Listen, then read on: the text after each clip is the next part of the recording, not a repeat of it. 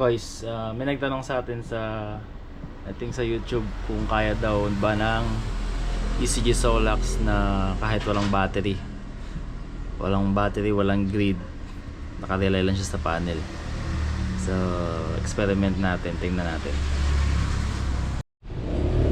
Experiment time tayo guys. Bali, may load siya na 270 hanggang yan, 270 watts. May na-harvest siya na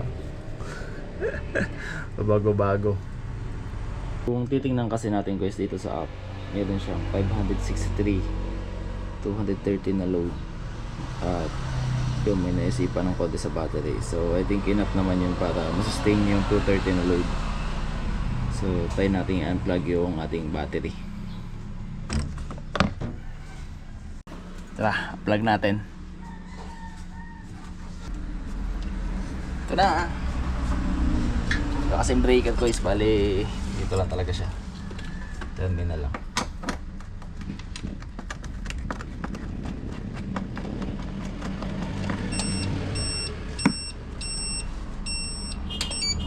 At anong nangyari? Ay shutdown?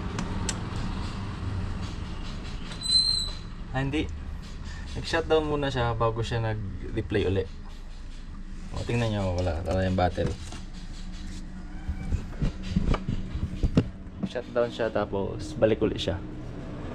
So yan guys. Kaso namatay yung ating load, ang ating rep. Kasi ngayon meron lang tayo ng 13 watts. Kasi yung rep natin syempre ipapalo yun. Rep and tweezer nga yun actually. So yun na, plug siya. Yan, terminal battery. Haba ng cable naka-unplug. So naka-inverter pa rin siya. Hindi niya may display yung ano niya kasi yun lang yung kailangan ng kanyang load. So yun pa rin naman, doon pa rin naman tayo sa solar. So hintayin natin mag-kick yung left and tweezer. So try natin tong ilaw at yung ano. So ayos naman, i-register yan dyan, dito 93 watts. Try natin mahintay kung kaya yung tweezer sa rep. Kasi nasa around 600 na yung harvest niya. Ganda naman yung tama ng araw ngayon. Hintayin natin. Hindi nag-click yung 600 watts na harvest niya.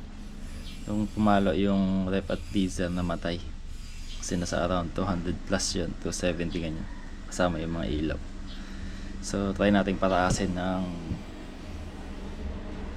siguro mga nasa 800 or 1000 watts na yung mga harvest niya. Taas-taas ng ataw para malaman natin kasi kung talagang times 300 kasi nasa around 27 mga 800 watts, no, diba?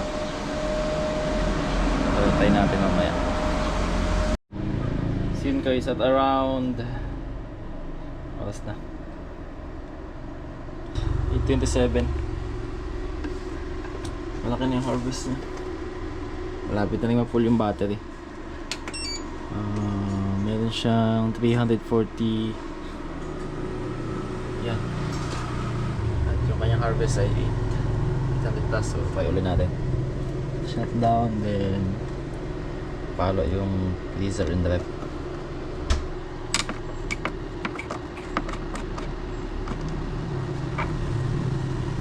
Wala, hindi naramdaman walang interaction. Hindi yata naramdaman na wala na siyang battery.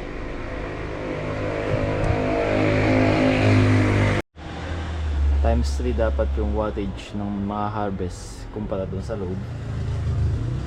Mag self-sustain siya na hindi niya kailangan ang battery. So yun, okay na. I think nasagot na natin yung katanungan ng isa nating hindi naman natin palawit yun yung itusin. Tatanong lang siguro. So yan walang battery. Or wait, may battery pa pala to. Connect pa pala sa isa. Yan ang totally walang battery. Ganyan siya. Ito yung kasiro doon.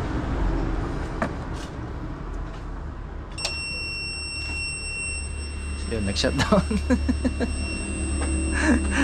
Yung mga panabaya sabi ko, may battery pa pala. Pure panel, try natin.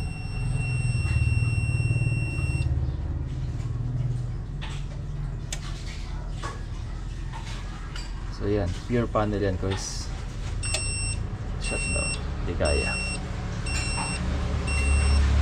Patay pa tayo mga 1,000 plus ang wattage.